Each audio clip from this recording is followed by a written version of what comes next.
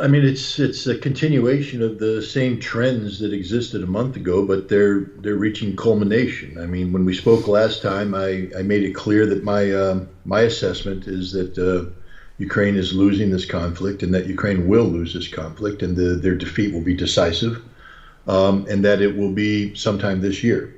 I continue to believe all of that. There's nothing that's happened to alter that analysis. In fact, what's happening only confirms the analysis. The battle for Bakhmut or Artyomsk, I can't. Am I pronouncing that incorrectly? You're absolutely correct.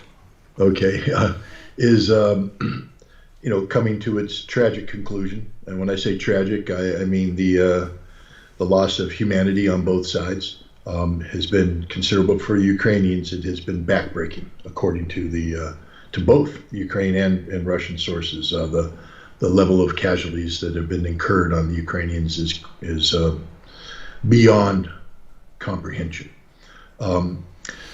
Ukrainians, there's a lot of talk about a spring offensive, but one has to wonder, how do you turn rhetoric into reality? Where is this equipment going to come from? Where is the manpower going to come from?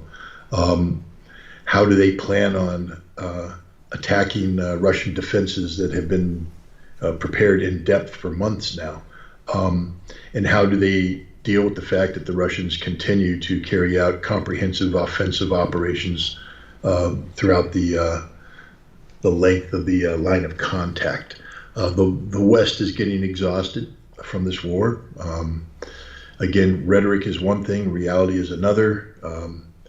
The quantity and quality of equipment is starting to diminish, along with the political willingness to continue to underwrite this war, this very expensive war. There's a lot of pressure being put on Ukraine by the West to accept a negotiated settlement. Russia has made it clear they have specific objectives that have to be fulfilled, and that they're not going to negotiate those away, that any negotiation would have to meet all Russian objectives. So whether the two can come together, we'll see. I think that there's still a lot of fighting left. There's going to be some very violent fighting, bloody fighting. Both sides are going to suffer casualties, but Russia is on track to achieve the strategic defeat of the Ukrainian military by the end of summer, early fall of this year. The political aspects of this conflict, politics are always more complicated. And how Russia achieves denazification hasn't been articulated by Russia itself. So we don't know what their plan is. I've spoken to some people who talk about, sort of military law for a period of time, re-education, tribunals, arrests, imprisonment. And again, that's rhetoric.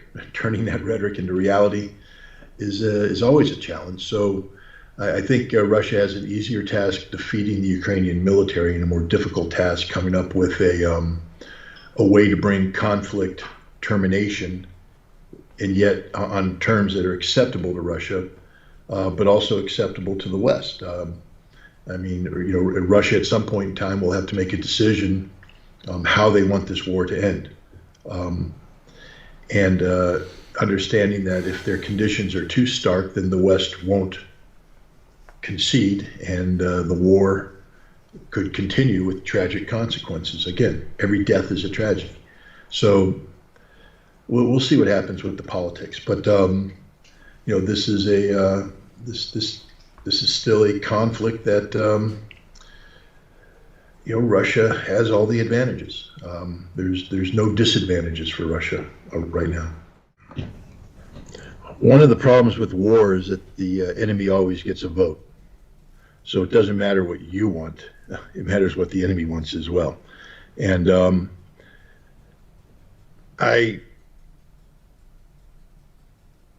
it's my belief that Russia cherishes Odessa. It is a city of historic importance. It's not just a city of contemporary value, but one of historic cultural importance. and Russia would be loath to see it put to the sword, so to speak. I don't believe Russia wants a repeat of Mariupol anywhere, but especially in a city like Odessa. But it's not just Russia's choice. I mean, Russia will do what it has to do to achieve its stated objectives. But this is why I've always believed that when Vladimir Putin answered the question from the Hungarian journalist last summer, that answer was extraordinarily important. I'm somebody who actually listens to what the Russian president says and respects the fact that he's a man who isn't trivial. When he says things, there's thought behind it, and that we should respect his words. So when he indicated that Odessa could be the key to military victory or the key to peace, I take him very seriously. And so I know there's a lot of Russian people. I always, emotions run high. And I always speak about the potential of a peace settlement that leaves Odessa in Ukrainian hands. And they say, never, never, never. Well, they're not the Russian president. They don't have the weight of tens of thousands of lives on their shoulders. They don't have the future of their country on their shoulders. They don't have to live with the consequences of destroying a city of the cultural and historic value of Odessa. Vladimir Putin does. And I also think that he thinks strategically, meaning that while there may be animosity and rancor today between Russia and Ukraine, at some point in time, the Russian vision must be to peacefully coexist with Ukraine as neighbors, not as enemies. And as such, if there is a way to terminate this conflict, demilitarize Odessa, have it an open city under Ukrainian sovereign control, but one that respects its Russian heritage and is tolerant of a Russian population and Russian language and religion, etc., where Russians can freely travel to and fro, that's not a bad outcome. That's not a bad outcome compared to the alternative, which would be to assault the city, raise the city, destroy the city. You know, in Vietnam, there was a saying, we had to destroy the village to save the village. And if you reflect on that, that's about as dumb as it can get. So if the concept is you have to destroy Odessa to save Odessa, you might want to rethink your approach. But again, both sides have a vote on this. I have said all along that Vladimir Putin and the Russian government have been the adults in the room.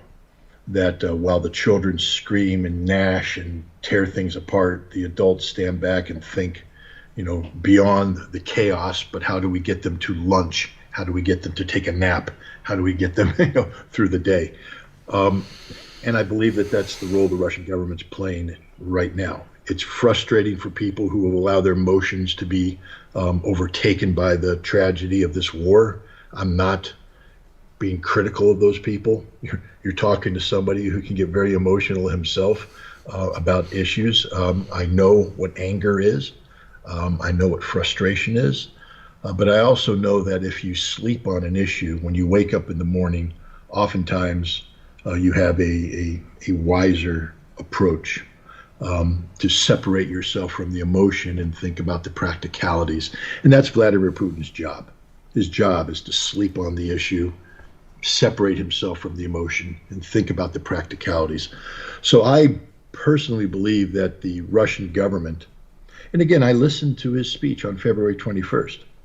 There was no talk about taking Odessa. There was no talk about taking Dnipropetrovsk. There was no talk about taking Kharkov.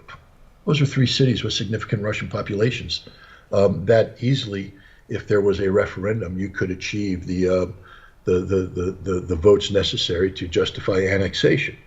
But he's not talking about that because the Russian goal has never been to annex Ukrainian territory. Russia was compelled to do so because of Ukrainian actions and because of the will of the people residing in those territories. But if this war can come to an end, I would hasten to bet that if you went and interviewed an ethnic Russian in Odessa and gave them a choice of, I mean, if your choice is live under the heel of a Nazified Ukrainian government or have the Russian army come in and liberate you regardless of the consequence, I believe many would take have the Russian army come in and liberate us, whatever the consequence. But the goal is to live in a peaceful Odessa, free of oppression, paying taxes to a Ukrainian government that is tolerant of your religion, your ethnicity, your language, and being able to freely interact with Russia so that you don't lose that connectivity, all the while living in a city that has been untouched by war. I think people would take that. That's not a bad option, especially if you say you get to have your children, they're alive, your parents are alive, your friends are alive, your colleagues are alive. There are many people in Mariupol and Bakhmut. I apologize for fumbling that word, and elsewhere who can't say the same thing. They can't say their children are alive. They can't say their parents are alive. They can't say their friends are alive, their colleagues are alive, because they died in the battle for those cities. And if you ask them, was it worth it?